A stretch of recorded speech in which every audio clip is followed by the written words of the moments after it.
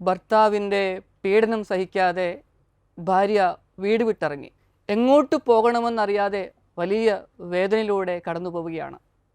അവസാനം ഒരു മഠത്തിൽ അവൾ അഭയം തേടുകയാണ് ചെയ്യുന്നത്. സാവധാനം അവളുടെ ആങ്ങളമാർ അവളുടെ വേദനകളും ബുദ്ധിമുട്ടുകളും ഒക്കെ മനസ്സിലാക്കി പോലീസിൽ കേസ് കൊടുത്തു. അത് കോർട്ടിലേക്ക് പോയി. അങ്ങനെ ഈ പ്രതിക്കൂട്ടിൽ ഈ ഭർത്താവും സാക്ഷിക്കൂട്ടിൽ ഈ ഭാര്യയും നിൽക്കുന്ന അവസരം. ഇവരുടെ കുടുംബാംഗങ്ങളും പ്രിയപ്പെട്ടവരൊക്കെ അടുത്തുണ്ട്. ഈ സാക്ഷിക്കൂട്ടിൽ നിൽക്കുന്ന ആ ഭാര്യയുടെ മൊഴി അനുസരിച്ചായിരിക്കാം തീരുമാനങ്ങളൊക്കെ വരിക. ന്യായാധിപൻ ചോദിച്ചു, നിന്നെ ഭർത്താവ് വലിയ വേദനയും ദുഃഖമൊക്കെ നിനക്ക് നൽകിയിട്ടുണ്ടോ എന്ന് ചോദിച്ചു. ഉണ്ട് എന്ന് അവൾ മറുപടി പറഞ്ഞു. അടുത്ത ചോദ്യം ഇതാണ്, നിന്നെ വല്ലാതെ വേദനിപ്പിച്ചുകൊണ്ട് ശാരീരിക മാനസിക ക്ലേശങ്ങൾ നൽകിയതുകൊണ്ടാണോ നീ വീട് വിട്ടിറങ്ങിയത് എന്ന് ചോദിച്ചു.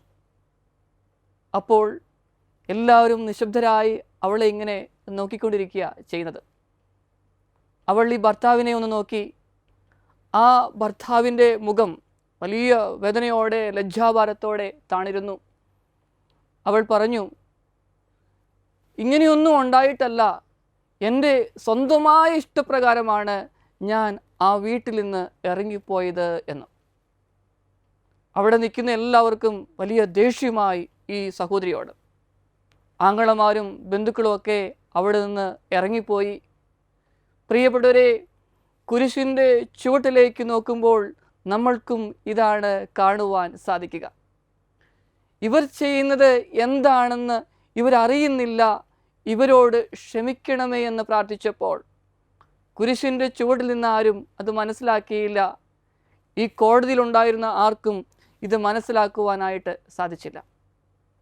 സ്നേഹമുള്ളവരെ, നമ്മുടെയൊക്കെ ജീവിതങ്ങളിൽ ക്ഷമിക്കാനുള്ള ഒരു ധൈര്യം കാണിക്കുവാനായിട്ട് സാധിക്കുന്നുണ്ടോ? റോബർട്ട് മുള്ളറിൻ്റെ ഒരു ഗ്രന്ഥമുണ്ട്. ആ ഗ്രന്ഥത്തിൻ്റെ പേരാണ് ക്ഷമിക്കുവാനുള്ള ധൈര്യം എന്നുള്ളത്. സ്നേഹമുള്ളവരെ, ക്ഷമിക്കുവാൻ നമുക്ക് സാധിക്കട്ടെ. ഈ ദിവസങ്ങളിൽ നമുക്ക് നമ്മെ തന്നെ ഒന്ന് ഒരുക്കാം. ക്ഷമ എന്ന് പറയുന്നത് അത് ദൈവം തന്ന അനുഗ്രഹമാണ്. അത് ധൈര്യമുള്ളവർക്ക് മാത്രമേ ക്ഷമിക്കുവാനായിട്ട് സാധിക്കുകയുള്ളൂ. അങ്ങനെ ക്ഷമിച്ചെങ്കിൽ മാത്രമേ നമുക്ക് സന്തോഷത്തോടെ ഭാരങ്ങളൊന്നും വഹിക്കാതെ ജീവിക്കുവാനായിട്ട് സാധിക്കുകയുള്ളൂ. പ്രത്യാശയുടെ പൊൻകിരണം, റേ ഓഫ് ഹോപ്പ് നമ്മുടെ കൂടെയുണ്ട്. ദൈവം നമ്മുടെ കൂടെയുണ്ട്. ദൈവം നമ്മളെ തുണയ്ക്കും. പ്രിയപ്പെട്ടവരെ, ആമേൻ.